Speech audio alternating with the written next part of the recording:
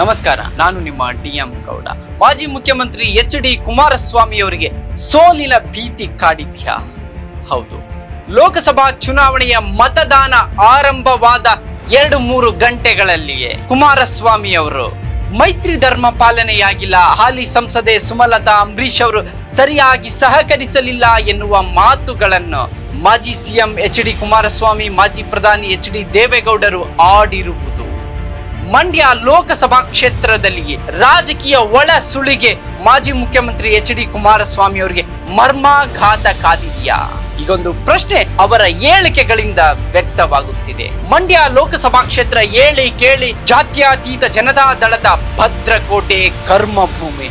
ಈ ಕರ್ಮ ಭೂಮಿಯಲ್ಲಿಯೇ ಸ್ಪರ್ಧೆ ಮಾಡಿರುವ ಮಾಜಿ ಮುಖ್ಯಮಂತ್ರಿ ಎಚ್.ಡಿ. ಕುಮಾರಸ್ವಾಮಿ ಅವರಿಗೆ ಹಾಲಿ ಸಂಸದೆ ಸುಮಲತಾ ಅಂಬರೀಶ್ ಅವರು ಒಳಹೇಟು ನೀಡಿರುವ ಸಾಧ್ಯತೆ ದಟ್ಟವಾಗಿದೆ. ಕಾಂಗ್ರೆಸ್ನ ಸ್ಟಾರ್ ಚಂದ್ರು ಅವರ ಸ್ಟಾರ್ ಕ್ಯಾಂಪೇನರ್ ದರ್ಶನ್ ಅವರ ಫ್ಯಾಕ್ಟರ್, ಸುಮಲತಾ ಅಂಬರೀಶ್ ಅವರ ಅಭಿಮಾನಿಗಳು, ಬೆಂಬಲಿಗರು ಕಾಂಗ್ರೆಸ್ ಅಭ್ಯರ್ಥಿಯ ಪರವಾಗಿ ಋಣ ಸಂದಾಯದ ಮತದಾನ ಮಾಡಿರುವ ಸಾಧ್ಯತೆ ಇದೆ ಎನ್ನುವ ಗುಮಾನಿಗೆ ಕುಮಾರಸ್ವಾಮಿ ಅವರು ಬೆಚ್ಚಿ ಬಿದ್ದಿದ್ದಾರೆ.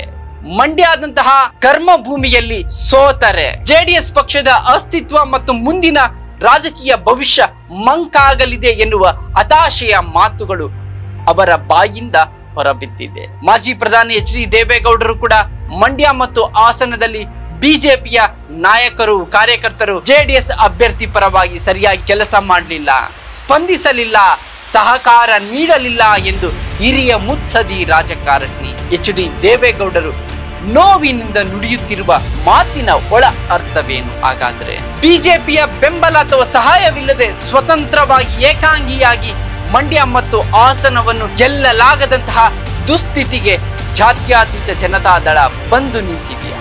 ಮೈತ್ರಿ ಧರ್ಮ ಪಾಲನೆ ಮಾಡದೆ ಬಿಜೆಪಿಯ ನಾಯಕರು ಒಳಗೇನೆ ಮೈತ್ರಿ ನಾಯಕರಿಗೆ ಚಳ್ಳೆ ಹಣ್ಣು ತಿನ್ನಿಸಿದ್ರ ಮಂಡ್ಯದ ಪ್ರಬುದ್ಧ ಮತದಾರರು ಯಾವ ರೀತಿಯಲ್ಲಿ ತಮ್ಮ ಮತವನ್ನು ನೀಡಿದ್ದಾರೆ? ಹಾಗಾದ್ರೆ ಕುಮಾರಸ್ವಾಮಿ ಮತ್ತು ಎಚ್.ಡಿ. ದೇವೇಗೌಡರ ಈ ಮಾತುಗಳಿಗೆ ಹಾಲಿ ಸಂಸದೆ ಸುಮಲತಾ ಅಂಬರೀಶ್ ಅವರು ಕಿಡಿಕಾರಿದ್ದಾರೆ. ನನ್ನನ್ನು ಮತ್ತು ನಮ್ಮ ಬೆಂಬಲಿಗರನ್ನು ಚುನಾವಣಾ ಪ್ರಚಾರಕ್ಕೆ ಜೆಡಿಎಸ್ ನಾಯಕರು ಯಾರೂ ಆಹ್ವಾನ ನೀಡಲಿಲ್ಲ.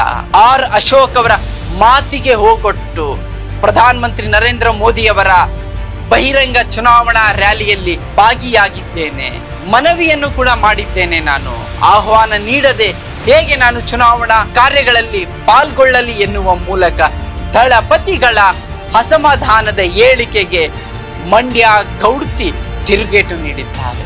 ಮಂಡ್ಯ ಲೋಕಸಭಾ ಕ್ಷೇತ್ರದಲ್ಲಿ ಕಳೆದ ಬಾರಿಯಂತೆ ಈ ಬಾರಿಯೂ ಕೂಡ ಜೆಡಿಎಸ್ಗೆ ಒಳಹೇಟಿನ ಭೀತಿ ಶುರುವಾಯ್ತಾ? ಮಾಜಿ ಮುಖ್ಯಮಂತ್ರಿ ಎಚ್.ಡಿ. ಕುಮಾರಸ್ವಾಮಿ ಅವರಿಗೆ ಮಂಡ್ಯ ಲೋಕಸಭಾ ಕ್ಷೇತ್ರದಲ್ಲಿ ಸೋಲಿನ ಭೀತಿ ಕಾಡುತ್ತಿದೆಯಾ? ಅವರ ಮಾತುಗಳು ಇದಕ್ಕೆ ಕನ್ನಡಿಯನ್ನು ಹಿಡಿಯುತ್ತಿವೆ.